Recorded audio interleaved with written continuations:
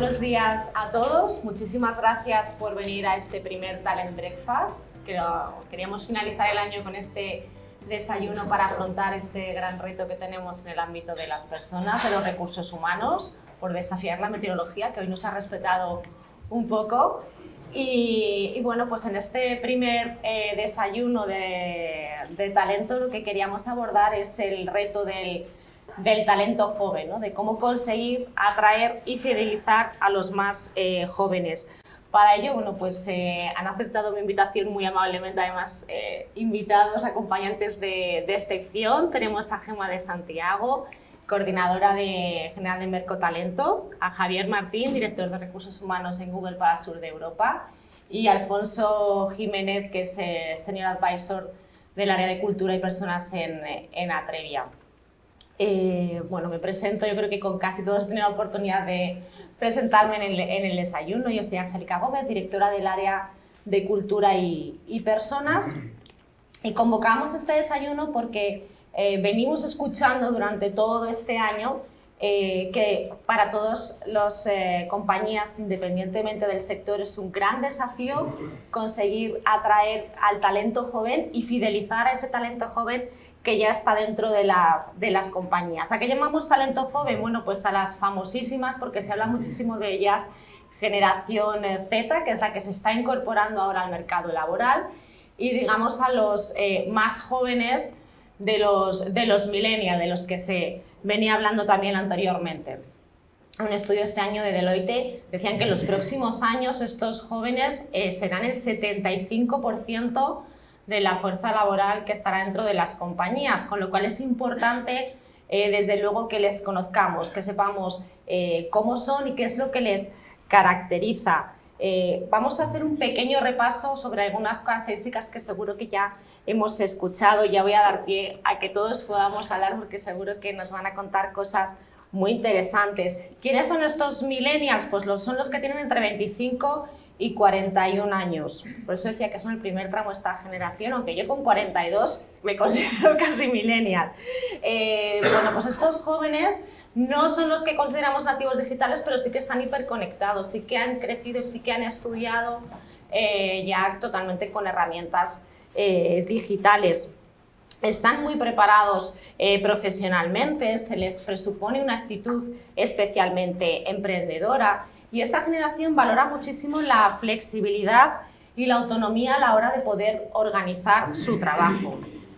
En el caso de la generación Z es muy fácil asociar generación Z con TikTok, ¿no? Parece que nos surge espontáneo en la cabeza, pero también hay que pensar en profundidad en estos jóvenes que han venido escuchando desde su adolescencia en el acelerón alarmante del cambio climático, que han vivido un acelerón tecnológico espectacular, tanto en sus estudios como al incorporarse al panorama laboral, tanto que muchos de ellos se han incorporado a su primer trabajo en remoto, ¿no? Su primer referente dentro de una compañía estaba detrás de una pantalla, y esto sin duda debe marcar.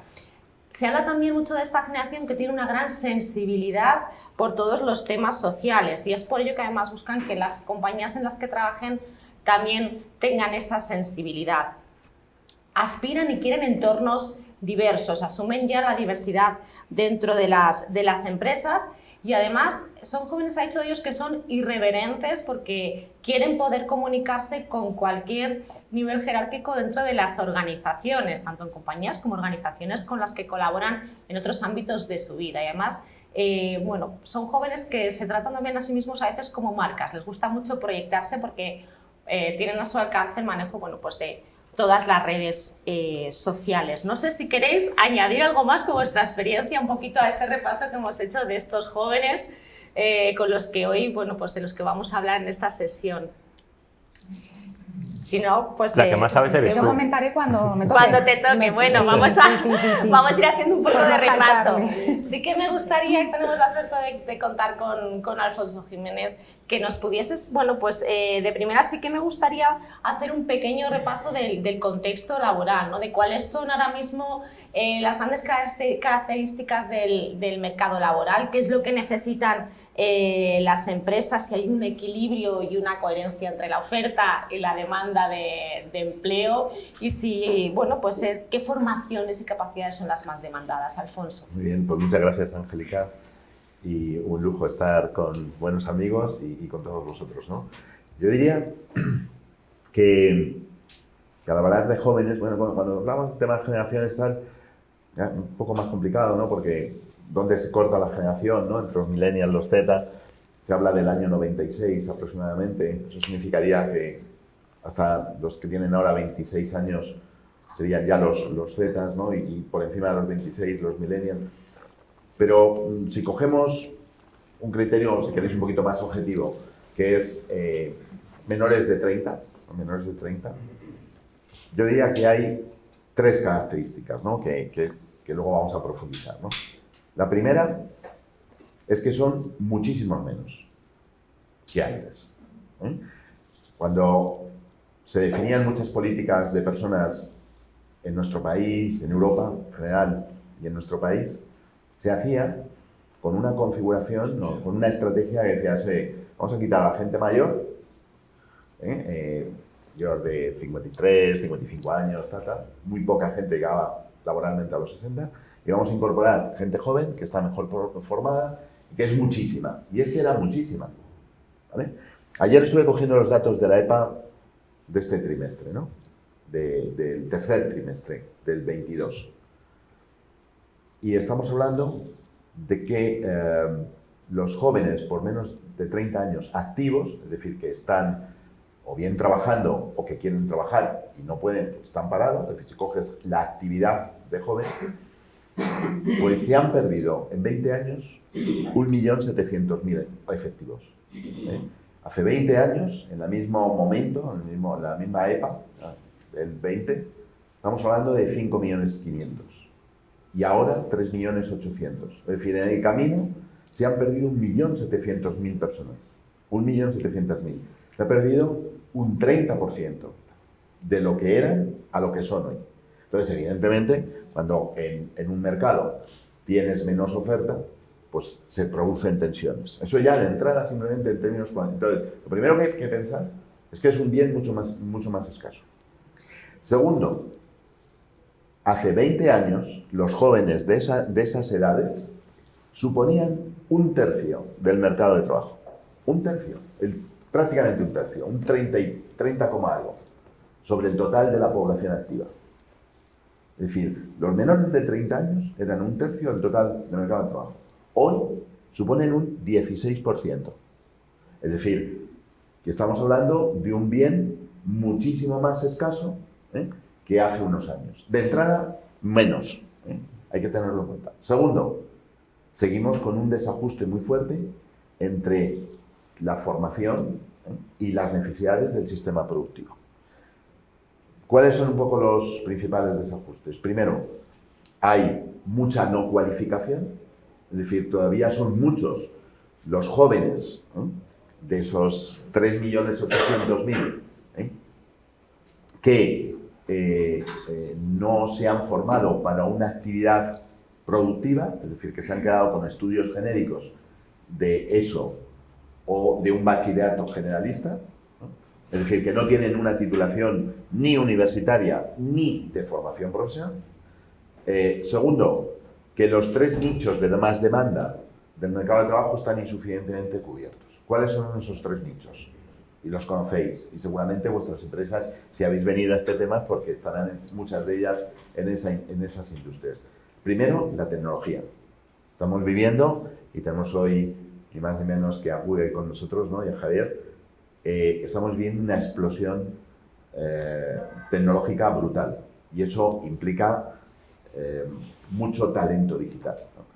Sin embargo, no formamos o formamos muy poca gente en competencias digitales. Entonces, ese es un problema. Segundo, el mundo médico. Estamos en una sociedad muy envejecida, una sociedad que ha sufrido una pandemia, una sociedad que muchas necesidades físicas y mentales, ¿no? Y no tenemos suficientes profesionales en ese sector. Es muy caro formar médicos, enfermeras, porque necesitan muchas prácticas, cualquier titulación universitaria cuesta entre 30 y 40.000 euros, o bien públicos o bien privados, durante toda la carrera, ¿no? Para obtener el grado.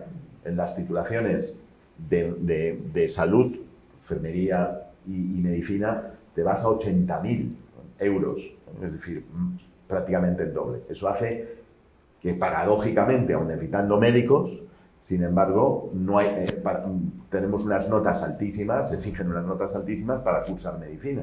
Entonces, vamos a tener un problema, y tenemos ya un problema. Si alguna vez trabajáis en ese sector, pues lo vivís, ¿no? Casi tan complicado es conseguir hoy un programador como conseguir una enfermera, ¿no?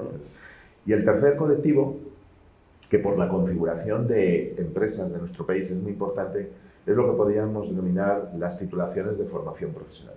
¿Por qué? Porque tenemos muy poca oferta, muy poca producción, y por otra parte un entramado de demanda, y hemos hablado de los camioneros, hemos hablado de los fontaneros, hemos hablado de los jardineros, hemos hablado, pues no sé, de los fresadores, es decir, todo lo que serían titulaciones de naturaleza media, que son muy demandadas y que por configuración, de nuestro sistema. Entonces esa sería la segunda configuración. Primero, son menos. Segundo, no necesariamente tienen las capacidades, los conocimientos que necesita el sistema. Y ya la tercera, y aquí voy a entrar muy poquito, es que además sus valores, sus motivaciones son distintas que en generaciones pasadas, y aquí hay estudios como Merco, por ejemplo, que lo acreditan, es decir, que los investigan, que ya no es, no, yo creo que los jóvenes hoy quieren flexibilidad, no, es que un porcentaje X de los jóvenes, su primera exigencia es la flexibilidad laboral. Entonces, yo diría que esos son los tres elementos, ¿no? Numérico, menos, con unas formaciones que no se corresponden con las necesidades y con unos valores que son distintos de las generaciones anteriores. No sé, Javier, si podrías, ¿no? Un poco desde vuestra experiencia, sobre todo en esto que dice Alfonso, ¿no? de este desajuste entre la formación y las necesidades de las empresas. Desde el punto de vista más corporativo, ¿no? más de empresa, hay que mirar las cosas con mucha perspectiva, me explico. Es decir, yo creo que se está hablando mucho del talento joven, las nuevas generaciones, pero muchas, no todas, pero muchas de las empresas ya estamos viendo pues, que hay 4 generaciones que están conviviendo. Entonces, no podemos perder esa perspectiva de cualquier política de recursos humanos, norma, tiene que ser buena o aplicada a 4 generaciones. Yo estoy viendo algunas compañías que se están centrando mucho en el talento joven, ¿no? Porque es donde les aprieta el zapato, pero a lo mejor tienen todavía un 60% de la plantilla que no es talento joven, ¿no? Y entonces, no podemos perder esa perspectiva. Sobre todo porque además tenemos que tener cuidado con las categorías, ¿no? Y con poner etiquetas. Somos personas primero, ¿vale? Y luego está nuestro año de nacimiento. Y a todos, en el fondo, la pirámide de Maslow que nos acaba aplicando, de una forma un poco distinta, nos acaba aplicando, ¿no? Entonces, yo creo que el gran reto que tienen las compañías es cómo yo consigo aunar políticas, prácticas para todas mis generaciones, respetando obviamente esa idiosincrasia de que los valores son distintos, sin olvidarnos de que a mí me gustaría ver estos millennials, ¿no? Dentro de 10 años, cuando sean padres, cuando sean madres, cómo se van a parecer a los que ahora somos generaciones Y y X, ¿no? Porque también hay una realidad, ¿no? Que hay valores y principios que cambian, pero hay otros que yo creo que van a evolucionar. Yo creo que lo hablé una vez con Alfonso. Una de las grandes diferencias entre las generaciones jóvenes y los que no somos tan jóvenes, o la gran diferencia para mí es que antes, hace 15 años, una persona de 35 o 40 en el entorno laboral era mejor o sabía más de todo que uno de 25. ¿Vale? O sea, yo cuando tenía 25, a uno de 40 solo podía sentir admiración, porque solo yo podía aprender de él, él no podía aprender nada de mí. Yo no sabía, o sabía mucho menos. Ahora es distinto. Hay algunas cosas donde son mejores, los de 25 son mejores que los de 45, saben más que los de 45, están más preparados, ¿no? Y esa es una de las grandes claves, ¿no? El cómo tú consigues en una compañía, a través de pues, el típico reverse mentoring que se llama, a través de políticas de formación aplicadas a gente más mayor, reciclaje, consigues crear ese ecosistema donde se nutran las distintas generaciones. Porque es lo bonito, hablamos de diversidad. La diversidad no es decir, mira, tengo otras 4 generaciones. La diversidad es cómo yo aprovecho esa diversidad que tengo dentro de mi compañía. Pues es un reto muy complicado. Es un reto muy complicado porque las diferencias están ahí, pero yo creo que es el reto que tenemos como recursos humanos. Es decir, oye, yo tengo una compañía diversa donde tengas 25, 35, 45 o donde tengas una edad mental y un momento vital, porque también es una diferencia. Yo tengo gente de 45 o 50 años que su momento vital es de millennial.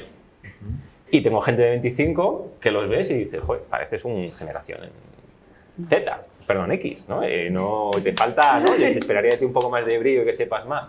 Entonces, nuevamente, la compañía tiene que crear un ecosistema donde cualquier persona, sea por generación o sea por momento vital, se pueda desarrollar y pueda crecer y se pueda sentir atraído. Porque yo veo nuevamente muchas compañías, queremos atraer talento joven y cuando llegan a las compañías dicen, uff, pero si hay un 70% de la plantilla que es muy distinta a mí, que me ve como una amenaza, porque está pasando, ¿eh? O sea, ¿qué pasa? Cuando tienes 45, llega el de 25 o 30 y dices, uff, este en 5 años va a ser mi jefe. Me va a pasar por la izquierda y por la derecha. Y son todas las grandes situaciones que nos encontramos en las compañías, ¿no? Entonces, hay que crear ese ecosistema donde todos aprendamos de todos, donde todo el mundo se sienta cómodo, se sienta muy a gusto, pero siempre con políticas y prácticas muy inclusivas respecto a la generación de cada persona y, nuevamente, su momento vital. Desde luego, yo creo que tenemos oportunidad, ¿no? En esa aspiración que decíamos que tienen los jóvenes a la diversidad, también está esa diversidad generacional que se apoya mucho en esa cierta irreverencia que decíamos, ¿no? En que ellos se sienten muchas veces cómodos cuando les facilitamos desde las áreas de personas de recursos humanos esa conexión y ese intercambio con personas de otras generaciones, de otros ámbitos de la compañía, ¿no? Ahí tenemos también el reto de generar esa experiencia que sea genuina y que de verdad haga vivir esa diversidad a los jóvenes que se incorporan. Si me permites, Angélica, por complementar, lo que acaba de decir Javier es tremendamente importante. Hay una investigación que os la recomiendo a todos de un profesor del IMD en Suiza, en Lausanne, que se llama, no se os va a olvidar, se llama Ben-Hur, como de aquella película, se llama así, es judío. Entonces, este investigador ha hecho una investigación enorme de valores de las distintas generaciones, contrastando las distintas generaciones. Y llegan a la conclusión de que la mayor diferencia, paradójicamente, y aquí hemos mezclado y hemos hablado de millennials y Z, pero su principal conclusión es que la mayor diferencia se produce entre los millennials y los Z, de todas, es decir, son más diferentes entre sí que lo que puede ser un X y un baby boomer, o un X y un millennial. Y la explicación tiene que ver con lo que ha dicho Javier, es que es la primera generación que es consciente o inconsciente, pero lo vive, que posee una serie de capacidades, de habilidades superiores a las generaciones anteriores. Eso nunca se había producido en la historia de la humanidad, ¿no? Y eso genera un sentimiento, si queréis, un poco de superioridad, ¿no? Es decir, si se cae el router en la casa, es el Z el que lo reactiva. Si su padre o su madre se compra un nuevo móvil, es el que le reinstala los datos. Es decir, son cosas, lo han vivido de una manera muy natural que les hace sentirse, entre comillas, un poco superiores, ¿no? Su habilidad tecnológica, que la han mamado desde la cuna, porque realmente ya son los auténticos nativos digitales, pues les hacen ser un poquito más irreverentes, ser más críticos, ser más... y él atribuye a eso, precisamente, que ha comentado Javier, precisamente la diferencia de la nueva generación, de la generación Z, es decir, los nacidos teóricamente a partir del 96. ¿Y por qué del 96? Bueno, porque ya son nacidos en un entorno altamente tecnológico. De hecho, en el estudio de Z que se hizo en Atrevia y que se actualizó también hace un par de años, identificábamos que esta generación valoraba el conocimiento, pero el conocimiento basado en la experiencia, ¿no? No al final la titulitis de la que venían otras generaciones, porque dicen, no, yo tengo ya acceso a un montón de conocimiento, ¿no? de forma muy fácil, a un clic que se suele decir. Pero dame a alguien que tenga una experiencia de peso, generarme una experiencia de conocimiento, de aprendizaje que realmente me impacte, ¿no? Y que me haga crecer. Y ya para hablar un poco más ¿no? de esto, de qué es lo que quieren, qué es lo que demandan estos jóvenes que hemos hecho así una primera foto, y creo que Gemma nos puede aportar con todos los datos del Mercotalento Universitario. Seguro que puedes ilustrarnos un poco más. Sí, bueno, vamos a hablar un poco a nivel de las empresas españolas, ¿no? En los resultados que presentamos en el mes de mayo de Mercotalento Universitario, que hacemos con la colaboración de Recruiting Erasmus, podemos ver que hay 4 empresas españolas que están entre las 10 empresas más atractivas para trabajar. Esas empresas son Mercadona, Inditex, Santander y BBVA. Pero también podemos comprobar que en el top 100 aparecen también 53 empresas españolas. Bueno, ya que estamos en España, pues quería dar este pequeñito dato para que se tuviera en cuenta que más del 50% de las empresas que aparecen en nuestro ranking pues son un buen lugar para trabajar por parte de los universitarios. Nosotros este estudio, ¿cómo lo hacemos? Lo hacemos a través de una encuesta que va dirigida a unos 9.000, 10.000 universitarios que están cursando los 2 últimos años de grado en un 65% y que están cursando estudios de posgrado en un 35%. De esos participantes hay un dato que me gusta mucho, que es que el 53% son mujeres. Y luego también hay una representación a nivel de áreas de estudio. El 46% de los participantes proceden de ciencias sociales y jurídicas, el 32% de ingeniería y arquitectura, el 7% de estudios de grado superior de FP, y luego el 15% restante proceden de ciencias de la salud, ciencias y artes y humanidades. ¿Qué hemos ido viendo desde el primer año que hicimos Mercotalento Universitario, que fue en 2017, a la 5ª edición que publicamos en mayo de este año? Hemos visto cambios en el tipo de empresa en el que le gustaría trabajar. ¿Qué destacamos? Pues que el universitario a día de hoy prefiere trabajar en España, y eso es principalmente por el teletrabajo, ya que desde aquí puede acceder a cualquier empresa del mundo. Opta por un empleo más estable y seguro, cuando antes le daba un poquito más igual. Ha cambiado su preferencia en cuanto a la empresa donde le gustaría trabajar, en cuanto al sector. Antes preferían trabajar en auditoras, consultoras, bueno, auditoras o servicios profesionales, que me han pedido que la denomine de esa manera, y ahora prefieren trabajar más en empresas de servicio y de fabricación. Eso es un dato que nos llama muchísimo la atención. Y también otro dato que no deja de ser importante es que antes había una diferencia entre el optar por un salario variable y un salario fijo, y ahora vemos que no, que está más o menos alineado a nivel de prioridad. Y hablando de cosas que han dicho Alfonso y Javier, comentarles que el universitario actual, que está terminando sus cursos, prefieren trabajar en equipo. Antes tenían una preferencia por el trabajo individual y autónomo, pero nuestra encuesta nos dice que no, que pese a estar teletrabajando, quieren trabajar en equipo. Y nada, por último, para cerrar esta parte, comentar que también sus expectativas salariales han cambiado. Hace 5 años optaban por ganar 1.250 euros en su primer trabajo al mes, y ahora quieren ganar 1.500 euros. Vale, esto es un poco la parte de las preferencias que tienen a la hora de elegir una empresa en la que trabajar. Me voy a adelantar ya a la siguiente pregunta, ¿vale? En cuanto había una pregunta que era oportunidades, retos y riesgos de nuestro futuro talento. Hay un dato que les voy a explicar que nos parece significativamente importante tener en cuenta. Siempre haciendo la comparación de cómo percibían el mercado laboral hace 5 años y cómo lo perciben ahora. Hace 5 años había el principal factor de elección de una empresa para trabajar era la calidad de vida, flexibilidad, teletrabajo. A día de hoy sigue siendo el principal factor, pero está cortando mucha distancia con otros factores que empiezan a entrar en juego, como son la ética de las organizaciones, el buen ambiente de trabajo y la diversidad e igualdad. Entonces, hemos pasado de factores más tangibles, como hemos dicho, la calidad laboral, formación, desarrollo y buena retribución y beneficio, a factores menos tangibles. Y esto lo vemos como, yo por lo menos lo veo como una oportunidad, como un reto, pero también como un riesgo dentro de las empresas españolas a la hora de, bueno, las empresas a la hora de gestionarlo.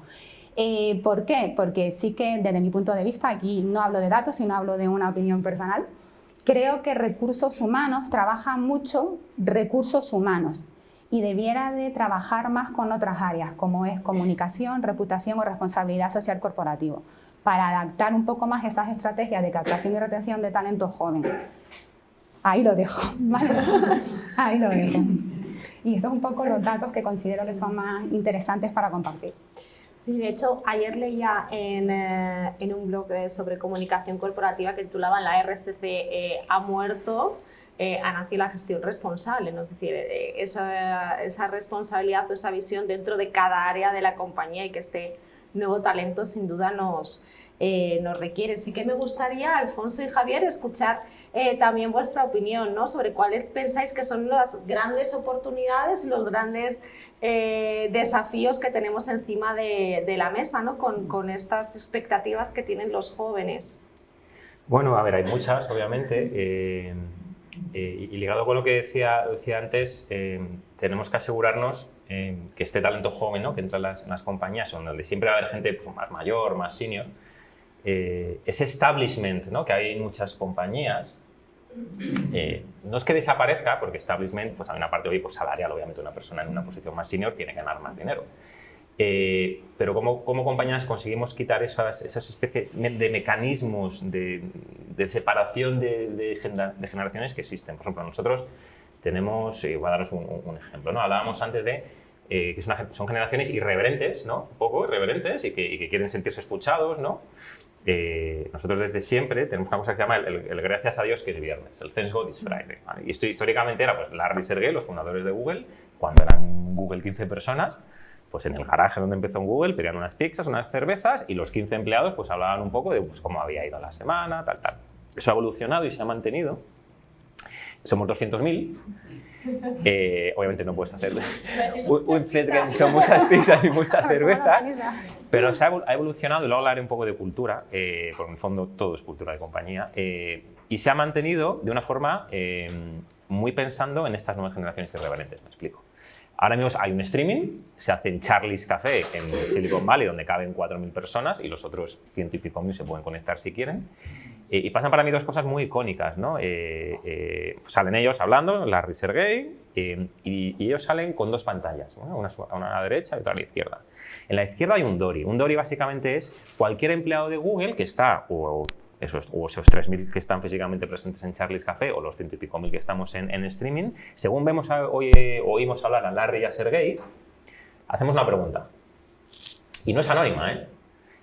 Y todos los empleados podemos ver las preguntas que se están haciendo. Y votas. Y dices, coño, perdón, ¿qué pregunta más buena? ¿Qué pregunta más buena? Al final de su speech de 10-15 minutillos, Larry y Sergey van y responden las 10 preguntas más votadas. Si la más votada es del becario que acaba de entrar en Japón y que lleva un día, pues Larry le está respondiendo, CEO y dueño de Google, le está respondiendo al becario que ha entrado en Japón. O sea, seguro que son muchas compañías, el CEO diría, me pasáis las preguntas por anticipado, me las preparo y chuto. Aquí y hay preguntas que complicadas de responder, ¿eh? Sobre todo porque estás hablando a 200.000 personas y sobre todo porque palabra que dices, a los 2 minutos hay un tweet de un periodista publicándolo, ¿vale? Entonces, esa es una. Y luego hay otra, nosotros somos una compañía, hay mucho ingeniero, no sé si hay algún ingeniero en la sala, los ingenieros yo les quiero mucho, pero son un perfil distinto, sobre todo el ingeniero de oficio, ¿eh? no de profesión, o sea, perdón, de profesión, no de formación. Y entonces, los ingenieros básicamente, como son un perfil un poco distinto, ellos tanto que hacer preguntas, que las hacen, ponen memes, hacen memes, ¿no? La típica foto. Y nuevamente pasa exactamente lo mismo. Al final de la sesión, Larry y Sergey, los memes los puedes ir votando, ¿qué meme más chulo? Lo voto. Larry y Sergey revisan los 10 memes más votados como una forma de coger un poco un feedback de, oye, ¿esto ha calado? ¿No ha calado? ¿Cuál es la sensación de mis empleados? Y no mandan el típico formulario que nadie va a responder porque estamos hartos de responder formularios y de leer emails, ¿no? Pues eso es un ejemplo, y es que son ese tipo de ejemplos los que las compañías tienen que implantar para decir, oye, somos una compañía que escuchamos a cualquiera, que cualquier persona si tiene algo interesante, meritocracia, que decir, yo le voy a responder, no porque seas Pepito Pérez, no, porque seas Menganito Pérez, ¿no? Entonces esa es la gran complejidad nuevamente, ¿eh? De muchas compañías, nosotros tenemos la suerte que hemos nacido así. Y yo entiendo que es muy fácil, es mantener algo que es chulo, ¿no? Y que es atractivo. Pero yo creo que eso no quita que haya compañías que puedan decir, oye, ¿cómo meto este tipo de mecanismos, ¿no? Fáciles, pero que son muy fáciles de percibir por los empleados, para ese establishment, quitar. Yo creo que hay un reto grande, ¿no? Porque al final estos jóvenes, que son nuestro talento, también van a ser los clientes, los consumidores del futuro, con lo cual, bueno, asoma hay un cambio cultural, con cambios culturales corporativos potentes, Alfonso. Sí, yo creo que hay un hecho también muy relevante, y es que hoy es más difícil poner barreras a las organizaciones, ¿no? ¿Por qué? Porque primero esos jóvenes tienen esas competencias más digitales que les permiten estar más en la nueva sociedad virtual, y es muy difícil engañarles. Podemos hacer una estrategia de employer branding para intentar vender lo que no somos, pero es muy difícil que ese mensaje se compre. Es decir, somos lo que somos. Y hoy más. ¿Por qué? Porque hay una serie de canales que ponen en conversación a nuestros empleados con el mercado. Eso hace que tengamos que trabajar en paralelo el ser auténticos y hacer las cosas bien, y también manejarnos muy bien en cómo comunicamos el cómo somos, no como quisiéramos ser, sino cómo realmente somos, ¿no? Entonces, tenemos que entender que hoy un joven, sobre todo del ámbito, por ejemplo, universitario, no se va a incorporar a un proyecto, le da igual lo que pongamos en la página web, le da igual lo que pongamos en nuestros perfiles oficiales de LinkedIn, de Indeed, de Glassdoor. Un joven hoy tiene las habilidades para entrar en contacto con nuestros empleados y para entrar en contacto con antiguos empleados. Les cuesta esto. Y tienen una información auténtica de cómo somos. Con lo cual, tenemos que trabajar, ¿no? Antes era, por una parte están los departamentos de recursos humanos organizando políticas,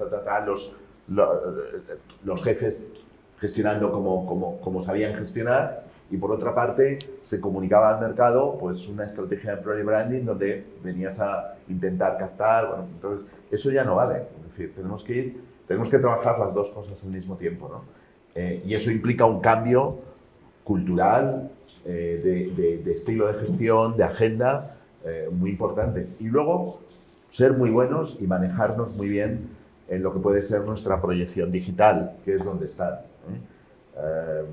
Hay compañías que dedican mucho esfuerzo pues a lo mejor a su web, y sin embargo a lo mejor no están en TikTok, o no están en Instagram, o no están en aquellos mundos, en los nuevos bares, en los nuevos puntos de encuentro, que es donde están realmente los jóvenes, ¿no? Entonces, yo diría que esos son dos elementos claves, ¿no? La autenticidad, pero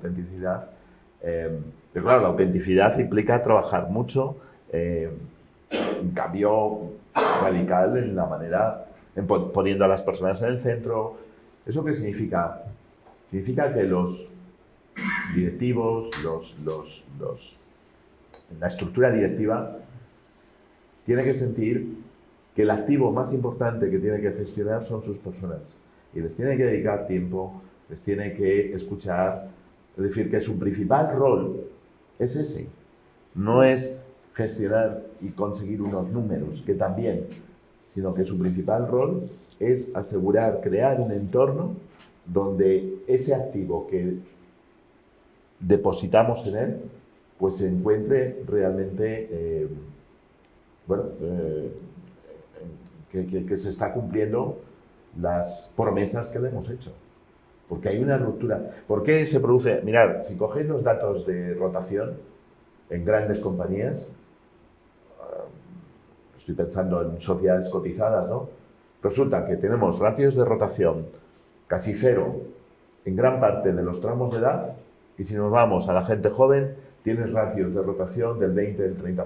¿Por qué? Porque no encuentran coherencia entre lo que hemos vendido y la realidad de su día a día. Y no encuentran sentido al final, o no encuentran esos principios éticos que comentaba Gemma, ¿no?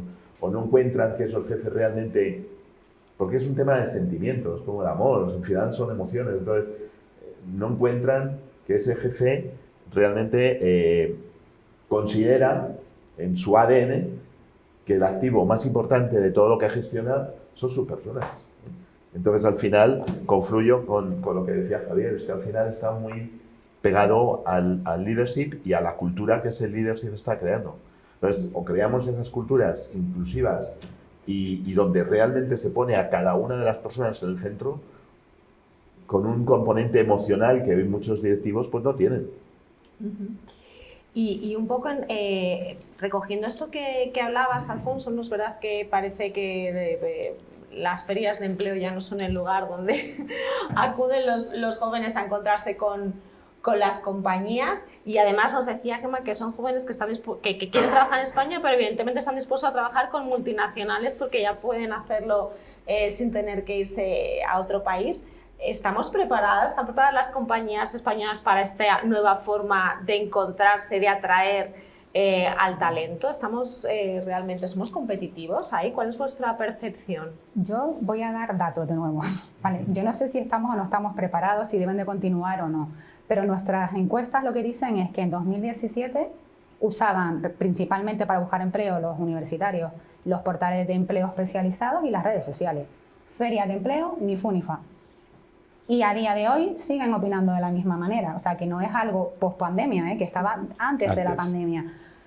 En cuanto a mantener las ferias de empleo, yo creo que no hacen daño. Pero el tiempo irá viendo cómo queda ese tema. Bueno, o sea, yo creo que vamos a ferias de empleo, pero como yo no lo llevo, no sabré. Otra cosa es cómo tú te posicionas realmente dentro de una feria de empleo. Yo veo, cuando veo los estudios de dónde quieren trabajar los universitarios, ¿no? Hay una cosa que me sorprende y es, pues cuando veo que Google está en el top 10 de ingeniería, pues me pongo contento. Cuando veo que Google está en el top 10 de empresas, de estudiantes de empresas, me pongo contento. Cuando veo que está en el top 10 de estudiantes de empresas, o sea, de licenciaturas de farmacia, medicina y tal, no me pongo contento, me preocupo. Sí, sí. Me preocupo porque digo, a ver, si yo estuviera estudiando medicina, yo lo que quiero es que alguien que estudie medicina pues, o quiera ser médico o acabe en una biosanitaria, pero me preocupo si quiere trabajar en Google, ¿no? Entonces, aquí a donde quiero llegar estamos hablando mucho de atraer talento y talento joven, pero tienes que ser un poco más granular. ¿Tú qué tipo de talento joven quieres para tu compañía? Porque yo, con todo mi cariño, yo no quiero médicos para Google porque es que no los necesito. Entonces, cuando yo tengo mis estrategias de atracción y desarrollo de talento, tengo que pensar específicamente qué talento joven quiero, ¿vale? Porque no lo quiero a todo. Quiero un cierto colectivo, sea por formación, por competencias, etcétera, etcétera, o por encaje cultural, nuevamente, ¿no? Yo no quiero una persona que no tenga esa capacidad de decir, oye, empiezo a trabajar en España, que luego igual no se quiere mover de España, pero que en algún momento diga, oye, hay una oportunidad en Inglaterra, ¿no? ¿Sabes? Que yo estoy muy a gusto aquí. Si todo el mundo me hace ese... pues entonces yo no tengo posibilidad de mover a la gente. Entonces, mi mensaje nuevamente es, tenemos que ser muy selectivos, a lo que nos gastamos como compañías mucho dinero en employer branding, en ir a ferias de empleo, en en cuál es el talento joven que yo estoy buscando, ¿vale? Y cómo me diferencio y cómo yo creo una imagen en el que ese talento joven diga, yo quiero trabajar en esa compañía. Porque yo lo que no quiero nuevamente es que los médicos quieran trabajar en Google, porque me preocupa como ciudadano, obviamente, que los médicos quieran trabajar en Google, ¿no? Yo, en este punto, lo que diría que creo que hay dos acciones, ¿no? Una es tener una marca que sea reputada como lugar de empleo. Creo que es algo que aporta mucho valor reputacional a la marca y que mucha gente quiera venir a trabajar a una determinada compañía como Google, pues es mejor que lo contrario. Entonces, tener notoriedad y tener reputación de la marca me parece que aporta valor per se. Y luego, que aquellas personas que te interesen tengan planes, iniciativas concretas. Y desde luego, si llegas a la feria de empleo cuando han terminado el grado o el máster, has llegado tarde. ¿Por qué? Porque sus decisiones están muy tomadas, se está anticipando mucho la vinculación con la gente buena, que no es tanta, ¿no? Pero al final hay campanas de Gauss, ¿no? Entonces, si hay menos, pues la campana de Gauss será más pequeñita, por lo tanto, la gente buena será menor. Entonces, yo creo que hay que prestar mucho más atención a lo que podría ser pues la vinculación, el reclutamiento muy temprano, especialmente de la gente más potente, y a eso hay que dedicarle tiempo y recursos. Esa es la diferencia. Antes era muy fácil, porque claro, cuando tenías una población activa, gente joven con un 30%, pues ponías una oferta y tenías un montón de gente. Hoy, en según qué sectores, no tienes a nadie directamente. Y si no tienes una marca razonablemente atractiva, pues te va a costar mucho, y el esfuerzo y los costes que todo eso tiene son muy altos. Los costes de atracción y de retención se nos van a disparar un montón a las compañías. Por una cuestión de oferta y demanda, de mercado puro, ¿no? Entonces, si analizamos, yo sé, es un ejercicio que os animo realmente a hacer, ¿eh? Es decir, ¿cuánto nos cuesta atraer a una persona, ¿no? Están ahí los costes de atracción, los costes de reclutamiento, los costes de selección, los costes de onboarding, los costes de formación inicial, etc. Si a eso le sumas los costes de rotación, es decir, cuánto nos cuesta que una persona se nos vaya, la reposición, nos van a salir unas cuantías muy significativas de coste. Seguramente nos vamos a llevar grandes sorpresas. Y eso es el business case que tenemos que hacer para justificar toda la transformación en personas que necesitamos.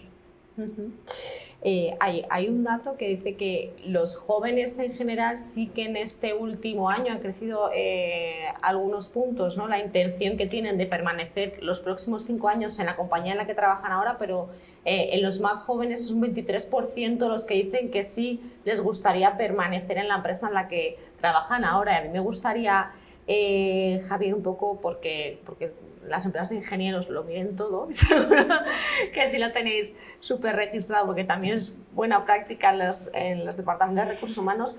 ¿Qué es lo que más valoran los jóvenes que se incorporan a Google, de ese proceso de incorporación, ¿no? De reclutamiento y luego de ese onboarding que dice Alfonso y que sin duda es fundamental?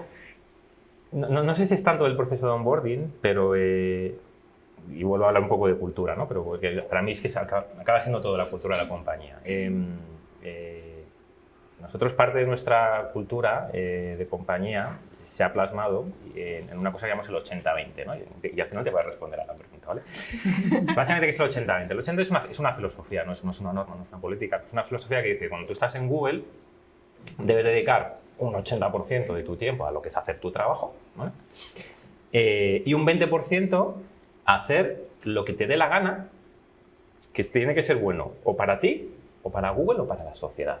¿Vale? Esa es la filosofía. La gente me dice, ¿pero esto qué quiere decir? ¿Que tú curras de lunes a jueves y los viernes? No, es más filosófico, ¿no? Es más conceptual.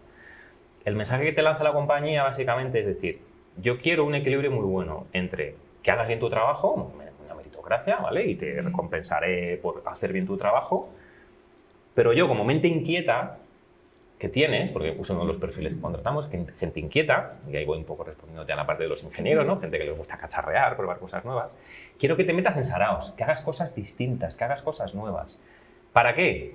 Primero, porque como mecanismo de retención es fantástico. Es decir, si yo sé que tengo el mensaje de la compañía de Javier, la compañía, aparte de hacer bien tu trabajo, quiere que te metas en cosas que tú eliges, que no me decide mi jefe lo que tengo que hacer, eso es maravilloso.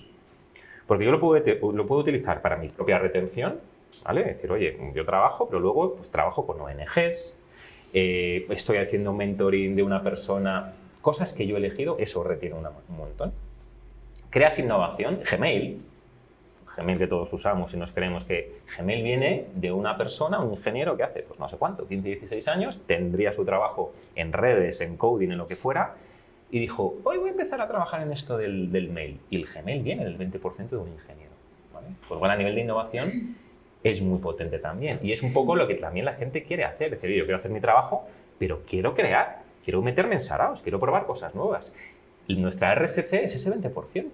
Yo he estado años que un viernes cada mes daba coaching a jóvenes en riesgo de exclusión social. La compañía me dice, oye, mira, tú puedes trabajar con estas compañías. Y RSC nos dice, venga, toda la compañía nos vamos un día a plantar árboles. Sí, eso es RSC, pero los empleados dicen, esto es para hacernos la foto, la marca, ponerlo, mira, esta es nuestra RSC. No. RSC es donde yo me quiera meter y que yo elija cómo puedo devolver a la sociedad lo que la sociedad me está devolviendo, me está dando a mí. Y luego, ese 20%, además de ser un mecanismo de retención, porque te metes en saraos que tú eliges, ser un mecanismo de innovación, es un mecanismo de algo muy importante, de movilidad dentro de la compañía. Porque si yo trabajo en recursos humanos y mañana me quiero ir a marketing, yo no tengo ni idea de marketing. Y probablemente cuando haya un rol de marketing, el director de marketing me va a decir, oye Javier, es que tú de marketing no sabes, no te puedo contratar. Pero si yo, que ya tengo en mente irme a marketing, hablo con el director de marketing y le digo, oye Ramiro, yo me apetece irme a marketing. ¿Puedo echarte una mano en algunas cositas? Dame algún proyectito, déjame que aprenda de marketing, haciendo obviamente. Pues igual hay 2 años que mis 20% son cositas de marketing y a lo mejor dentro de 2 años hay una vacante en marketing y el director de marketing dice, jo, este de recursos humanos, con el que está haciendo proyectitos, este tío sabe y me gusta cómo funciona. Entonces, y es una de las grandes cosas que estamos viendo. La gente no quiere estar 5 años haciendo lo mismo. Y eso, por eso la gente se va a las compañías. Llevo 3 años, estoy haciendo lo mismo, no aprendo, no veo posibilidad, no ya de promocionar hacia arriba, sino de cambiarme lateralmente. No tengo la opción de crear cosas nuevas, es todo el establishment establecido, la norma, la política. Entonces, esa filosofía de 80-20, que obviamente, insisto, tiene que haber un 80, ¿vale? O sea, no nos olvidemos, o sea, las compañías tienen que ganar dinero, porque esto no es Bambi. Pero ¿cómo creas el ecosistema, no? De que la gente tenga un attachment emocional, y es lo que os decía, bueno, si tú trabajas en cosas que te gustan, tienes un attachment emocional tremendo con una compañía, puedas innovar y puedas moverte dentro de una compañía y la compañía te pongas un poco esas palancas, ¿no? Para que te muevas dentro de una compañía y no estés esperando a que tu jefe te diga, oye, a tal posición mañana. Yo en este punto creo que a ver, al final las personas en las organizaciones aportan 2 cosas, ¿no? Competencias y compromiso, ¿no? Históricamente lo que ocurría muchas veces es que las personas se incorporaban a las organizaciones con mucho compromiso, con mucha ilusión, con un proyecto muy bonito por delante, y poco a poco perdían ese compromiso y se quedaban en la organización mucha gente poco comprometida. Entonces, yo creo que eso, lo bueno que tiene en la situación actual, si me lo permitís, es que, porque claro, eso es horrible, porque tienes la persona con su coste pero sin el compromiso, con lo cual no tienes el retorno productivo, ¿no? Entonces, la situación actual y esos ratios de rotación de los jóvenes, lo que ocurre es que cuando alguien pierde el compromiso, es decir, pierde el sentido a esa relación, es libre para irse. Entonces, y eso explica un poco el ratio que tú comentabas, Angélica, y eso explica esa diferencia que hay de rotaciones por edad. Es decir, que las personas por más de 30 años tienen niveles de rotación mucho más bajos. Bueno, si queréis también interviene todo el tema de las antigüedades, etcétera, etcétera. Pero eso explica que la gente joven, bueno, pues es mucho más libre en ese sentido, ¿no? Y creo que eso es bueno, es decir, porque creo que lo peor que puede ocurrir en materia de personas es que una persona se quede en un proyecto empresarial sin estar emocionalmente vinculado con ese proyecto empresarial. Creo que eso es lo peor que puede ocurrir. Y como creo que es mejor que se vaya, claro, la cuestión es que tenemos que estar trabajando con distintas políticas, creando una cultura y creando un entorno y creando una estructura directiva que sea capaz de mantener el engagement, el compromiso durante mucho más tiempo. Y eso es muy difícil en el ser humano. En el ser humano, al final estamos hablando de emociones, son las mismas que las parejas. Es decir, al final la cuestión es prolongar el enamoramiento entre la persona y la organización, ¿no? Sí. A mí me gusta mucho hablar siempre de fidelizar el talento, ¿no? Que es cuando pasamos ese momento de compromiso, ahora que hablabas de parejas, ¿no? Y conseguir, como digo, incluso que cuando alguien se va de la compañía, porque eso fue una oportunidad, porque necesita un cambio, pero que sea prescriptor del servicio, del lugar para trabajar, ¿no? Porque al final se ha creado un vínculo. No, os decía que no sé si es prolongar el enamoramiento, porque estoy totalmente de acuerdo, esto es como las parejas, a ver, las mariposas se acaban, obviamente, y si probablemente tú echas la vista atrás y dices, bueno, después de 10 años con mi pareja, oye, pues se me vale algo de mariposas, fantástico, pero una de las 3 cosas que valoras de esa relación probablemente, una sea confianza. Bueno, depende un poco de los valores, ¿no? Pero una probablemente sea confianza. Es como tú transmites esa confianza que tú tienes como compañía en tus trabajadores. Finalmente con ejemplos. Yo voy a dar ejemplos porque bueno, yo sé de Google, no sé de otras cosas, pero por ejemplo nosotros una cosa que hicimos hace unos años era, históricamente los managers, ¿vale?, tenían una bolsa de dinero para poder, entre comillas, pues dar un poco de reconocimiento entre su equipo directo, ¿no? Pues muy bien, tal logro, pues bueno, te doy cierto dinero.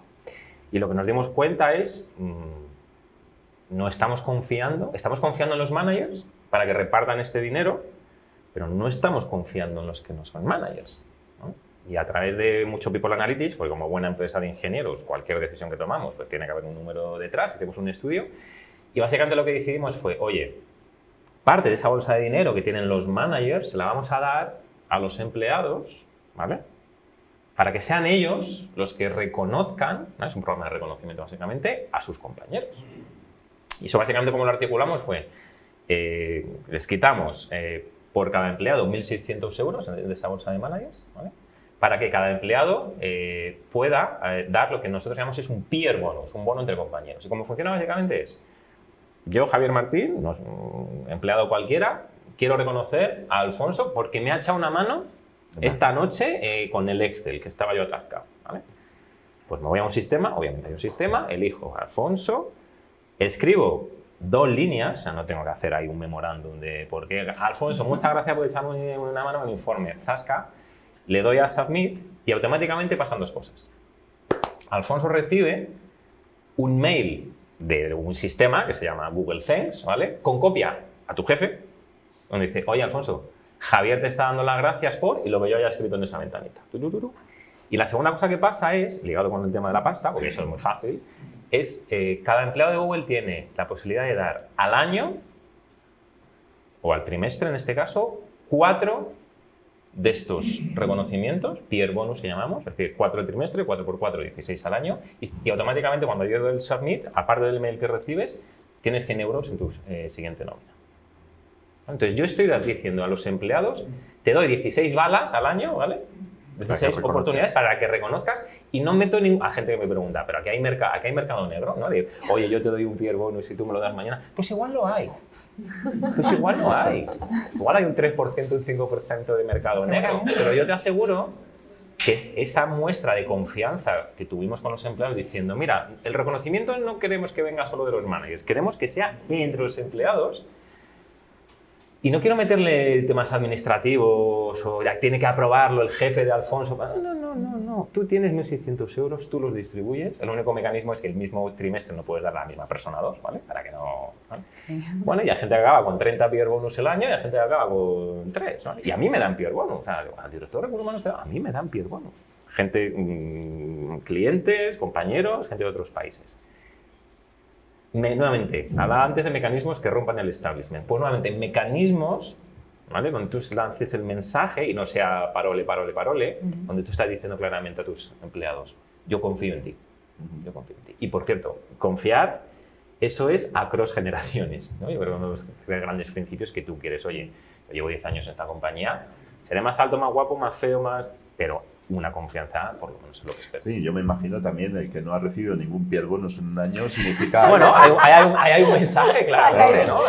Hay un mensaje de, oye, pues igual no eres tan majo como tú crees que eres, ¿no? Y colaboras tanto. Sí, y un poco por cerrar ese tema, porque me gustaría abrir también a que pudiesen de compartir alguna reflexión o alguna pregunta a todos los que nos acompañáis. Gemma, dentro de todos esos datos, ¿no?, de Merco Talento Universitario, ¿cuál dirías tú, bueno, pues según tu percepción también y con los datos, qué es lo que más valoran los jóvenes cuando se incorporan en una compañía? ¿Qué es lo que esperan en esos primeros momentos? Sí, a ver, ellos principalmente lo que quieren es calidad de vida. O sea, eso está claro y creo que lo hemos reforzado bien. Y están ahora teniendo muy en cuenta lo que es la marca y la reputación de la compañía. O sea, está muy de moda la igualdad y la diversidad por algo.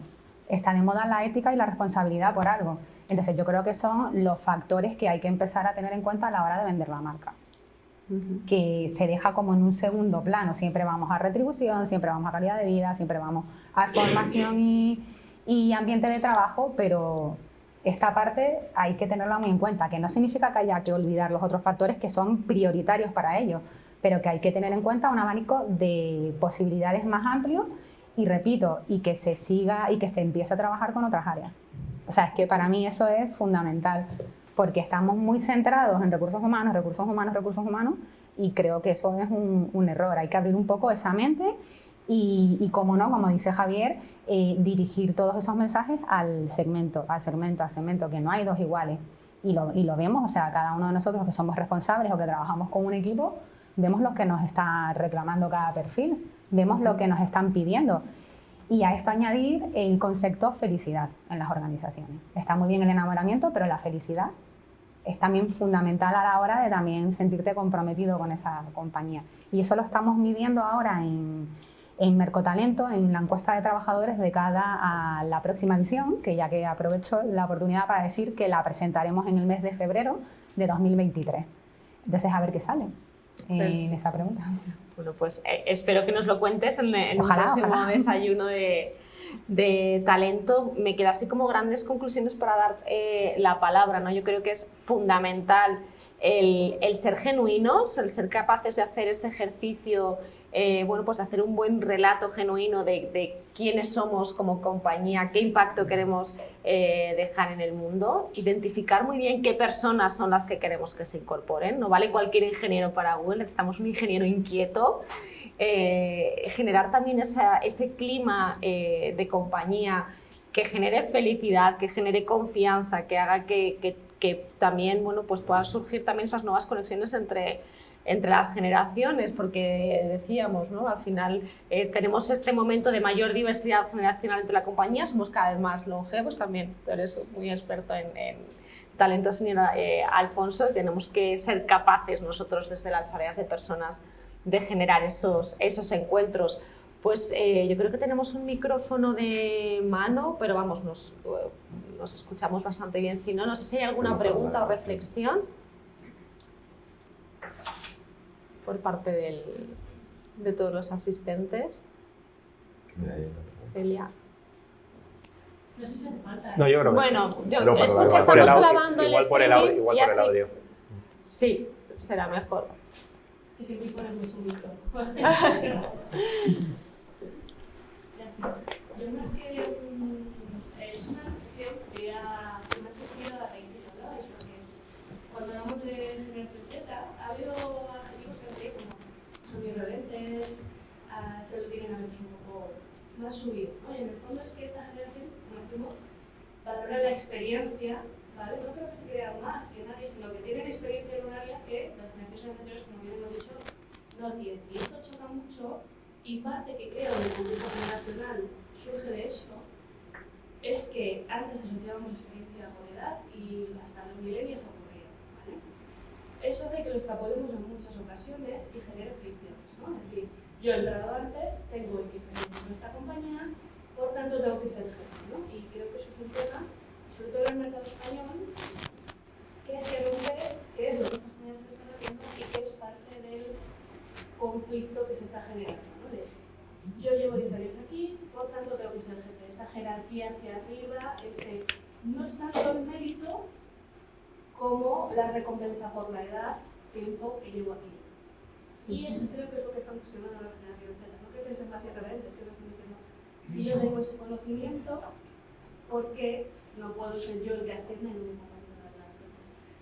Quería lanzaros la pregunta, ¿creéis que esto es así? ¿Creéis que es un tema del modelo de trabajo que tenemos que romper, si se va a romper o no? Porque es un tema muy delicado que muchas generaciones hemos ido aprendiendo y que desaprender eso me parece complicado, pero es el futuro, porque es lo que nos están demandando por abajo. Pues si me permites, Sí. como he introducido yo el término de irreverentes, porque bueno, pues es un poco más impactante a lo mejor, pero me refería sobre todo a esto y pongo un ejemplo muy claro, es decir, esto talento joven que se incorpora ahora no le impresiona tener un desayuno con el presidente de la compañía, ¿no? Como antes que decías, me va a recibir, bueno, como me he incorporado y voy a desayunar con el presidente. lo que realmente le gusta es que pueda preguntar abiertamente al presidente de la compañía, ¿no? Por eso hablaba de irreverencia a esa jerarquía, es decir, para ellos esa jerarquía no es algo que les imponga, ¿no? Es generar una experiencia y que voy a poder preguntar al presidente de la compañía. Y ahora dejo no, a ver, que respondáis. yo soy de ciencias, no de letras, no sé cuál es la definición de reverencia. A mí reverencia no veo connotaciones negativas. Hay una irreverencia basada en una realidad y lo que decías tú, en algunas cosas. Yo, que soy más joven, ¿no? Sé más que tú, que eres mi jefe y que estás ahí, porque llevas 5 o 10 años más. Hay compañías que son por antigüedad, hay compañías que afortunadamente estás ahí porque tienes cierta meritocracia. Pero quiero volver al punto de que hablas de mi jefe, ¿no? Y es nuevamente la importancia, ¿vale? Porque estamos hablando de gente de 25-26 que se está incorporando al mercado laboral y sus jefes, pues las medias de sus jefes, en muchos casos es gente de 40 y tantos, ¿no? Que somos de otra generación. Y aquí hay dos cosas muy importantes. Una, un poco lo mencionaba antes, ¿no? ¿Cómo yo me aseguro que un jefe vea a una persona más joven, más junior, no como una amenaza, sino como incluso una persona de la que aprender? Hablaba un poco, ¿no? de ese reverse mentoring, ¿no? Y a mí me encanta, cuando veo a una persona de 28, digo, qué maravilla, ¿no? Es que aprendo de esta persona y no solo tengo que enseñarle, y que él también, obviamente, valore lo que yo le puedo aportar. Y es como las compañías tienen que asegurarse de que tienen managers maravillosos, porque tú puedes atraer muy buen talento, pero si luego llegan a un sitio donde los managers no son buenos, no saben gestionarlos o los ven como una amenaza, se acabó. Os aseguro, yo creo que cualquier persona al día siguiente de entrar a una compañía ve que con su manager no, ya puede sentirse bien pagado, ya puede tener compañeros maravillosos, que si no se va es porque está en una jaula de oro, que es lo que no quieres también. Nosotros, por ejemplo, lo que hacemos es, nosotros preguntamos cada 6 meses a cada empleado sobre su jefe. En la vida no existen jefes buenos y malos. Mi visión es, en la vida tú tienes algunos que son malísimos en todo, algunos que son buenísimos en todo, y la mayoría pues son buenos en algunas cosas y en otras no son buenos, porque nadie es perfecto. Yo digo jefes, son unos coaches o mentores maravillosos, pero luego, joder, pues no se preocupaban por mí como persona, ¿no? Dicen, oye, me aprendo un montón de ti, pero luego no te preocupas por mí como persona, o al revés. Entonces nosotros preguntamos a todos los empleados por su jefe.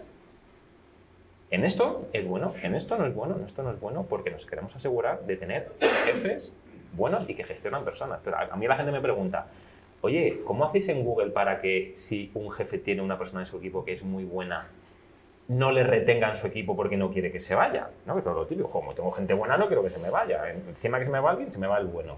Pues en una encuesta así sale. Entonces, cuando yo automáticamente como recursos humanos veo que tengo un jefe que está haciendo el no os vayáis, es que no le doy ni un aviso. Porque él sabe que eso no puede hacerlo en Google. Tú no puedes retener talento dentro de tu equipo si se quiere ir dentro de la compañía. Entonces, aquí el mensaje nuevamente es: centrémonos en el talento joven, pero centrémonos en la gente que va a gestionar ese talento joven, que son managers que están en sus 40, que los ven como amenaza y como mecanismos para que sean muy, muy buenos managers. Y no recursos humanos. Pues nosotros en Google Recursos Humanos no hacemos nada. Nos aseguramos de tener buenos managers. Y el trabajo está hecho.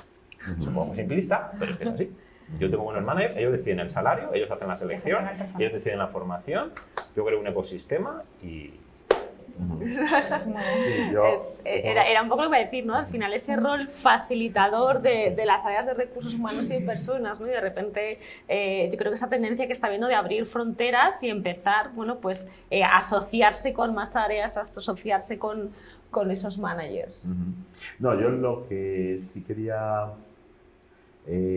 reforzar es que a la hora de progresar esos jóvenes que en una serie de competencias claramente vienen más preparados, ya es muy evidente que en algunas cosas, ¿no? Claro, la pregunta es, si estoy más preparado, debería ser el que progrese, ¿no? La cuestión es que, desde mi punto de vista, la competencia clave para progresar desde el punto de vista de manager, otra cosa es la retribución, pero desde el punto de vista de acceder a una posición de manager, debería de ser la capacidad de gestionar personas y de crear un ecosistema, un ambiente, una cultura donde cada una de las personas realmente se sienta comprometida y vele por su desarrollo personal, ¿no? Su desarrollo como profesional y personal, ¿no? Entonces, otra cosa es la retribución, porque puede ocurrir, y de hecho ocurre en otros ámbitos, donde no necesariamente el manager es el que más gana. Los locutores de radio o los futbolistas, la mayoría ganan más que sus jefes, que son los entrenadores o que son los directores generales de un medio. Es decir, hay ejemplos en el mercado en donde las retribuciones no necesariamente están asociadas con la función ejecutiva. ¿Qué ocurre? Que históricamente hemos manejado modelos retributivos alineados con las posiciones ejecutivas, y a lo mejor eso es un tema que tenemos que revisar en un momento determinado, ¿no? No necesariamente, un poco en línea con lo que dice Javier, la persona que más sabe de ciberseguridad tiene que ser el manager del equipo de informática, en definitiva. Y a lo mejor gana más el de ciberseguridad porque el mercado de referencia hace que sea un tema muy importante y además hay poca gente, etcétera, etcétera. Entonces, bueno, yo creo que todo esto lo que nos hace tambalear son las estrategias que parecían inmutables en materia de personas y nos hacen replantearnos, porque las reglas del juego están cambiando, ¿no? En el fondo, ¿no? Entonces, yo creo que es bueno porque nos hace cuestionar estrategias que venían de unas circunstancias de mercado que eran muy distintas de las actuales y tenemos una inercia a mantenerlas, ¿no? Y nos ponen en cuestión, pues eso, que cuanto más asciendes, pues más ganas, ¿no? Pues a lo mejor no. A lo mejor no. O que nos pone en cuestión que cuanto más años llevas, más sabes de todo. ¿No? Pues a lo mejor no.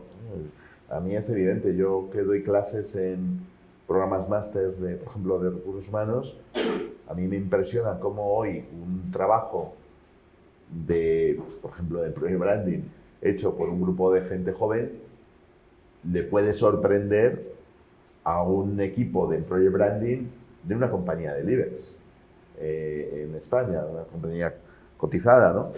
¿Y por qué? Pues porque hay unas habilidades intrínsecas de grabación con el móvil, de preparar una encuesta con una herramienta tal, y que visto desde la perspectiva de un equipo, de una compañía institucional o grande y tal, pues implicaría pues contratar proveedores, implicaría contratar licencias de aplicaciones de no sé qué. Es decir, una cosa que para un joven hoy es una cuestión que se saca ese trabajo pues en 15 días en un grupito tal, pues a lo mejor en el ámbito corporativo, sin esas habilidades, pues es algo mucho más fácil de hacer, ¿no? Entonces, yo creo que tenemos que asumir que eso es así, pero no necesariamente significa que esos jóvenes mañana van a no tener que dirigir la empresa, porque posiblemente... Pero a lo mejor no quieren, ¿no? Porque esas necesidades, aprender es lo que quería puntualizar, romper con cosas que tenemos muy metidas en la cabeza de más años, pues mi única manera de crecer en España, sobre todo, es ser jefe. Y hay gente que es nula. Me pongo un caso práctico de HubSpot, por ejemplo, el rol de manager, que puntualizaba Javier, es un rol al que tú aspiras. No por crecimiento, sino de me apetece gestionar personas, me preparan para gestionar personas, entonces soy jefe de equipo. Y luego tienes niveles en el que tú puedes ser programador toda tu vida y vas evolucionando dando el tipo de proyectos que das. Eso en España, quería preguntaros, ¿lo veis factible o no veis? Porque hay países que nos llevan mucho adelanto, pero tenemos que desaprender tanto para Sin duda, ¿no? Sí, sí. que lleguemos ahí, que incluso las generaciones actuales creo que es muy fácil entrar en lo establecido y romper con esas cosas. Y los recursos humanos, que somos toda la vida se ha hecho así, esa frase desde que tengo recursos humanos, el talento no ha dejado de ir. Esa es la pregunta que se lanzaba. ¿Creéis que se puede romper y cómo romperlo? Yo es que lo he vivido siempre así, entonces no sé, Alfonso, conocéis más. A ver, no es fácil y es parte, yo creo, del gran cambio cultural que están en muchas compañías, ¿no? O sea, cuando yo preguntas a todas las compañías, gran cambio cultural, ¿no? El único problema es que vamos dando, como compañías, no hablo de Google, cada 2 o 3 años cogemos una ola, ¿no? Entonces ahora estamos en la ola de la flexibilidad, ¿vale? En la ola del remoto, el no sé qué. Y es verdad que esa ola, ¿no? de ese cambio cultural, tema de relación jefe y que sea más meritocracia y no antigüedad, sigue estando ahí. Yo creo que se va a romper porque en 5 o 10 años es que no va a haber antigüedad. El concepto de antigüedad va a dejar de existir. No sé si van a ser 5 o 15, ¿vale? Pero va a dejar de existir y las compañías van a ser muchísimo más meritocráticas, ¿no? Porque va a fluir mucho más el mercado laboral, porque ya no vamos a estar tan regidos por convenios donde incentivas, ¿no? la duración en una compañía, sino la meritocracia. Entonces yo creo que va a desaparecer ese concepto, ¿vale? Que en España igual tardamos 20 años y en otros países tarda... Bueno, es que está todo relacionado, también una parte del mercado laboral, claro. Cuando el mercado laboral cuando fuera hace frío, tú te quedas en casa. En un mercado laboral es mucho más fluido, donde no hace tanto frío, te puedes arriesgar. Seguimos con la mentalidad todavía en muchas compañías españolas, donde el irte de un sitio bueno, ¿no? a probar un business tuyo, ¿no? y a innovar, es como un fracaso. Tú eres tonto, ¿no? Te vas a emprender, tú eres tonto, pues tienes un salario de 120.000 euros en esta multinacional y vives bien. La respuesta de mucha gente, estás loco, tienes mujer y 2 niños. En Estados Unidos no te van a decir eso, te van a decir, wow, y si te la pegas, el que te entrevista va a decir, joder, te fuiste a hacer algo distinto y aprendiste. Entonces, hay muchas cosas, tienes el mercado laboral, tiene que acompañar, que sea mucho más fluido para que la gente tome decisiones, temas incluso regulatorios de indemnizaciones, ¿no? Que ahora está un poco en el aire otra vez, no sé si se tocan las indemnizaciones por despido. Y luego está ese cambio cultural, que nuevamente yo creo que a las compañías no les va a quedar más remedio, porque dentro de 10 años, no sé si has dicho, 60% de la fuerza laboral van a ser millennials y centennials. Yo lo que quería comentar simplemente en base a mi experiencia, y esto es muy opinable y seguramente en la sala cada uno opinaré, yo creo que es muy escasa las compañías que son capaces de transformarse sustancialmente. Hay casos que se producen, pero no es fácil hacer una transformación profunda de los temas que estamos hablando. Es decir, poner en el centro, hacer que desde el CEO hasta toda la estructura directiva, su principal preocupación del día sea las personas de sus equipos, eso implica un cambio brutal, o considerar que personas pues va a ser su principal ventaja competitiva y por lo tanto tiene que tener recursos dedicados a su employee branding, a su compromiso, dar 1.600 euros a cada empleado para que se los regale, entre comillas, a quien quiera. Hay muchísimo CEO o muchísimo directivo en este país que no lo va a comprar, eso nunca. Mirar lo que está pasando con el teletrabajo, lo comentábamos antes, ¿no? La vuelta atrás, ¿no? Entonces, ¿qué va a ocurrir? Claro, es mucho más fácil montar eso en una compañía nueva, como lo hizo Google cuando arranca Google, pero porque está muy en la cultura de sus fundadores, ¿no? Que es un poco lo que nos estaba comentando Javier, ¿no? Es mucho más fácil que una startup nazca con un espíritu, sea mucho más disruptiva en cuanto a los procesos y en cuanto pues, a su cultura y a su estilo de gestión, ¿no? ¿Qué puede ocurrir en aquellas compañías que no hacen esa transformación? Pues lo que ha ocurrido siempre en los mercados, que tarde o temprano van a desaparecer. Si están en una situación monopolística, pues no, pero si estás en un mercado abierto, pues habrá otros que se lleven a los mejores. Yo creo que hay muchas compañías que en esta situación donde el 16% de la población activa es la gente joven, y si cogemos de ese 16%, metemos una campana de Gauss y nos vamos a la gente buena, pues yo te diría que hay un 80% de compañías de este país que no van a tener ninguna opción, salvo tirar de talonario de manera significativa para conseguir a alguien bueno, que no va a tener opción. O sea, porque o compras a la gente o no vas a tener opción. Entonces, al final esas compañías pues van a tener gente más mediocre, al final esas compañías pues van a seguir con niveles de rotación muy altos y al final esas compañías pues lo van a pasar mal en el mercado y van a vamos, yo estoy convencido de y eso se ha producido así. Entonces, transformarse, tampoco quiero ser catastrofista, que la gestión de cambio no se puede hacer, ¿Se puede transformar en una compañía? Se puede, pero es muy difícil. Normalmente está muy relacionado con un cambio de management desde arriba. Pero hacerse, o sea, que de repente un día el equipo directivo se inspire y diga, hoy, a partir de hoy voy a hacer las cosas de manera... Eso no ocurre. Por ilustrar un poco lo que decía Javier, otro día me comentaba la directora de desarrollo de una multinacional, dice, es la primera vez que me ha pasado, dice que cuando hemos comunicado a la promoción de este año de potenciales, que a todos los seleccionados, ha habido 2 que han renunciado porque decían que ellos no querían ser jefes. Que han dicho esto, que dice, yo es que no quiero ser jefe, o sea, si es para el marrón de ser un jefe, yo no quiero ser jefe. Es decir, que hay otro tipo de aspiraciones y otro desarrollo. Tenemos que empezar a entender que esto, decía Javier, dentro de 15 años, pero ya está surgiendo. No sé si hay alguna pregunta o comentario más. Sí, creo que se me escucha. Sergio, sí, pero es para que la grabación, para que recoja La pregunta. la pregunta. Bueno, pues muchísimas gracias a todos. Eso, en primer lugar, que habéis dado unos cuantos insights que yo al menos he ido cogiendo notas y que nos van a hacer reflexionar, sin duda alguna, vamos, en nuestros modelos y nuestros programas de recursos humanos y más allá, ¿no? Con otros departamentos. Sí que quería volver un poco también al tema de tendencias, ¿no? Hablando un poco también de este talento joven y demás. Y perdonadme que no me presenté, soy Patricia, de People and Culture de Roche. Os iba a preguntar, porque sí que hace unos años observábamos un poco la tendencia, sobre todo cuando hablábamos de talento tecnológico, donde había mucha orientación de estos perfiles, estos nuevos perfiles o interés, inquietud por compañías startup, ¿no? Es decir, compañías más pequeñas, ¿no? Quizás con ese punto que hablábamos, ¿no? de clima, de sensación de equipo, bueno, pues de beneficios distintos, ¿no? Hay casos en los que pagaban Spotify, ¿no? Pues, por ejemplo, ¿no? Como un beneficio social, ¿no? Puedes dejar a tus mascotas, etcétera, ¿no? Sé que hemos dado muchos pasos todos en general, las compañías grandes y demás, en este aspecto de responsabilidad social corporativa y también a nivel de beneficios, ¿no?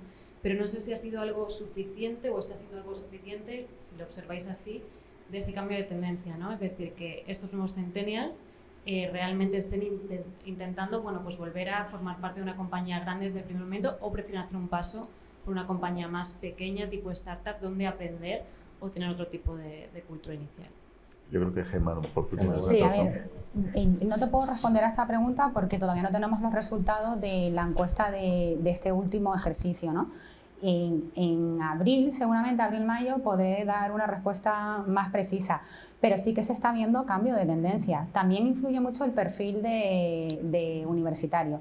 No es lo mismo lo que busca un ingeniero que suele querer trabajar en Google que lo que busca un estudiante de ciencias sociales o jurídicas, ¿no? Entonces, sí es verdad que el perfil está muy relacionado con lo que está buscando, pero la tendencia está cambiando. La tendencia está cambiando y sí que estoy súper deseosa de ver los nuevos resultados. Por eso no te puedo decir más con respecto a lo que ya he dicho de cómo lo veían, qué querían hace 5 años, qué quieren en el 2021, pero vamos a ver qué quieren en el 2022. ¿Vale? Pero fíjate, en esa tendencia que sí está ahí y tal, al final lo que te está diciendo es que hay 2 cosas que ofrece una startup que a lo mejor no pueden ofrecer otras compañías, ¿no? Uno es posiblemente un ambiente de trabajo, es decir, es un equipo, son como tus amigos, ¿no? Es el espíritu ese de las pizzas del Friday, ¿no? Que comentaba Javier. Y tal vez una vinculación mucho más próxima entre mi actuación y el propósito de la compañía y el resultado de la compañía, ¿no? Entonces, muchas veces en las grandes compañías esas 2 cosas no existen. Es decir, no existe ese espíritu próximo, espíritu de equipo, ambiente de trabajo, donde te apetece estar con las personas físicamente, ¿no? Y no existe de una manera clara, no se ve el sentido último de tu trabajo. Entonces, y eso conecta también con el 80-20 que tú comentabas, ¿no? Para mí eso es el 20, ¿no? Es decir, la posibilidad de hacer cosas que...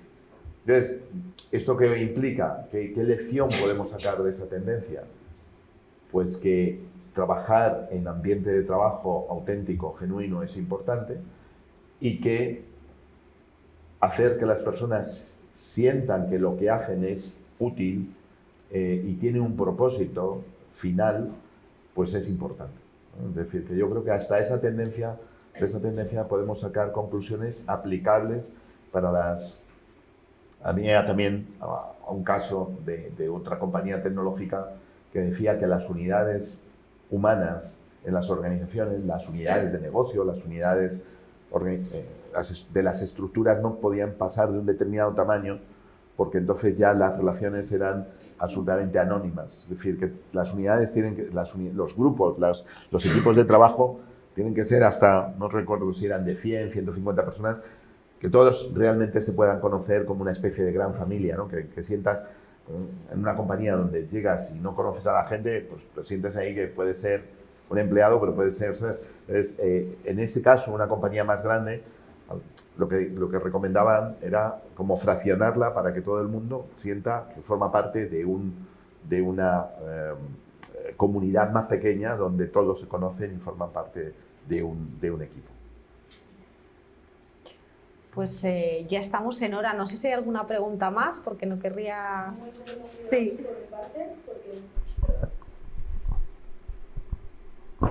Me presento como rueda de prensa periodística de Elena de Marca, pues en mi caso Elena de Roche, trabajamos juntas Patricia y yo. Y Gemma, has dicho algo muy, muy interesante, todos lo habéis dicho, pero tengo especial interés, has comentado, los ingenieros quieren trabajar en Google. ¿Por qué? Por sus condiciones laborales, principalmente. Lo que pasa que es verdad que ahora muchas otras compañías han cambiado el concepto de calidad de vida, que hasta ahora era prácticamente relacionado con Google, pero realmente el tipo de compañía que ha explicado Javier les atrae las condiciones de trabajo, el ambiente de trabajo, la cultura de la compañía, el tipo de organización. Les atrae en su conjunto, por eso su principal prioridad o su principal preferencia a la hora de buscar empleo es buscar en Google. Y entonces, para Javier, la siguiente súper rápido, ¿cómo habéis conseguido, cómo crees que Google ha conseguido que a los ingenieros les llegue esa información? Porque al final es branding, ¿no? O posicionamiento. O, claro. ¿Cuál es tu idea? Pues yo creo que es un caso, o sea, no, está mal que lo diga yo de éxito, pero yo creo que es un caso de éxito. Una compañía que creo que no ha hecho mucho employer branding, no hemos hecho mucho, al menos llevamos años sin hacer prácticamente employer branding, pero que tiene un posicionamiento de negocio, llamémosle, tan fuerte y tan potente y tan conocido. Porque tú piensas en Google y piensas innovación, ¿no? Innovación, creatividad, pero nosotros no hemos hecho campañas de employer branding. Vente a Google que vas a innovar. La gente sabe que va a innovar, ¿vale? Pero lo hemos conseguido así, básicamente. Lo que pasa es que tú no solo tienes que conseguir esa imagen. Tienes que asegurarte que una vez que estás dentro, se cumple por lo que hablábamos. Porque si yo soy ingeniero y digo, uy, sí, Google, y conozco a otro ingeniero de Google, me dice, quita, que aquí tienes un horario de 9 a 6, que tienes una presión alucinante, que no te salgas de tu Redil, no existe el 80-20, que tus managers son ta. Bueno, es que no, déjate de milongas, que yo ya estoy muy bien en Facebook encima, pues nada, cuando hablamos de ingenieros es que no lo rifamos, esto es así. En Google, por ejemplo, nunca hacemos contraofertas, salvo si eres ingeniero. Yo mañana digo, oye, que me voy a Facebook y me dicen, abre la puerta que hay otros 200 directores de recursos humanos. Si eres ingeniero, espera, a ver dónde te vas, ¿no? Entonces, no te puedo decir cómo hemos creado una imagen de marca, porque es que no hemos intentado crear una imagen de marca, es que se ha creado sola. Pues habla de que es un caso un poco de éxito, en cierto modo. Bueno, pero ahí discrepa un poquito, porque hay pocas compañías que han hecho una película como Los Becarios. Pero ya estaba la imagen creada. Y de hecho, la película no sé si la habéis visto. A ver, hay cosas que yo como empleado de Google no sé si es lo que queremos transmitir, ¿no? Pero ya estaba esa imagen, cuando se creó la película. O sea, Google Google tiene 20 años, ya cuando tenía 5 o 6 años ya tenía esa. Y todo muy, y nuevamente insisto, muy respaldado por una cultura y una solidez financiera, no nos engañemos, ¿vale? Hay una solidez financiera que te permite repartir 1.600 euros, que te permite que la gente esté en sus cosas un 20% de su tiempo, ¿vale? O sea, es que no nos podemos olvidar de la importancia de la solidez financiera y de crear una meritocracia y que la compañía tenga, ¿vale?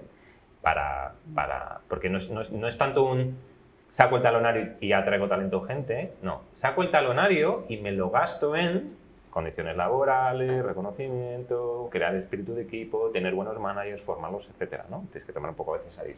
Claro, yo creo que también tenemos que cambiar un poco las barreras que le hemos puesto al concepto de employer branding. Que ahí también, o sea, no ha hecho employer branding, ha hecho un gran employer branding, porque en compañías, como yo digo siempre, con paredes de cristal, que son ahora todo lo que tú hagas por tu gente, la experiencia que lleva tu gente, el tipo de desarrollo que favorezcas, al final es lo que va a hacer tu marca empleadora. Y además decíamos, es que este talento joven no va a ir a Merco a ver qué han dicho. No, es que además van a preguntar y van a seguir los perfiles de LinkedIn de los managers de la compañía a la que aspiran a trabajar, y van a seguir el Instagram de la compañía, y si no tiene Instagram ya van a decir, jo, ya no veo cómo se vive dentro de la compañía, ¿no? No veo si hacen eventos o cómo trabajan el producto. Es decir, que esperan saber de la compañía desde fuera, y eso ya es marca empleadora. Y ahí también lo que hablábamos, ¿no? De que ya las áreas de personas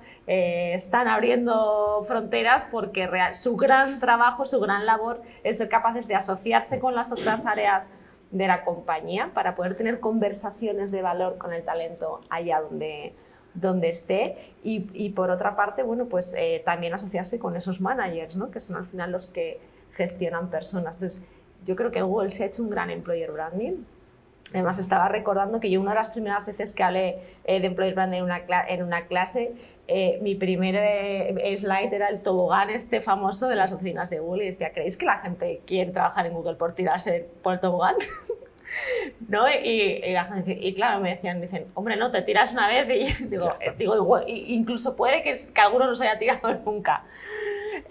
Sí que hacen employer branding, lo que pasa es que también debemos cambiar el concepto de lo que es employer branding. Sí, yo creo que employer branding al final es ser una buena compañía para trabajar y proyectarlo. Entonces, son las dos cosas. Ser capaz de proyectarlo en el modo y en los momentos y en los espacios adecuados, sin duda. Pues nos hemos ido de tiempo, nos quiero entretener más, nos queremos robar más tiempo, aunque sin duda es interesantísima la conversación. No sé, es que no quiero dejar a nadie sin poder preguntar o comentar, porque, como os decía, yo estoy feliz de poder haber inaugurado los Talent Breakfast con estos acompañantes de auténtico lujo, que además habéis sido tan generosos compartiendo vuestra experiencia y conocimiento. Así que nada, cerramos este primer Talent Breakfast. Muchísimas gracias, Gemma, Javier, Alfonso, por acompañarnos a todos vosotros, como os decía, por ser valientes y haber desafiado la meteorología.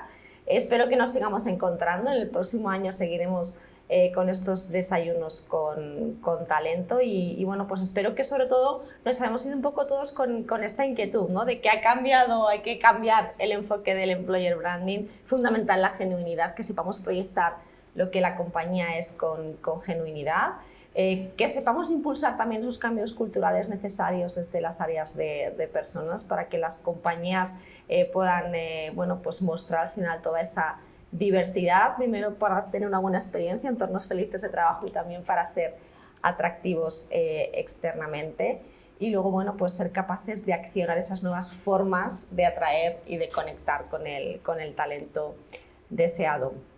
Muchísimas gracias a todos. Como ya estamos en estas fechas, yo creo que se puede hasta desear feliz Navidad. La semana pasada podemos decirlo. Ya lo dije. Podemos decirlo, así que feliz Navidad. Espero que arranques el próximo año con muchísimos éxitos y con el Talent Breakfast en vuestras agendas. Muchas gracias.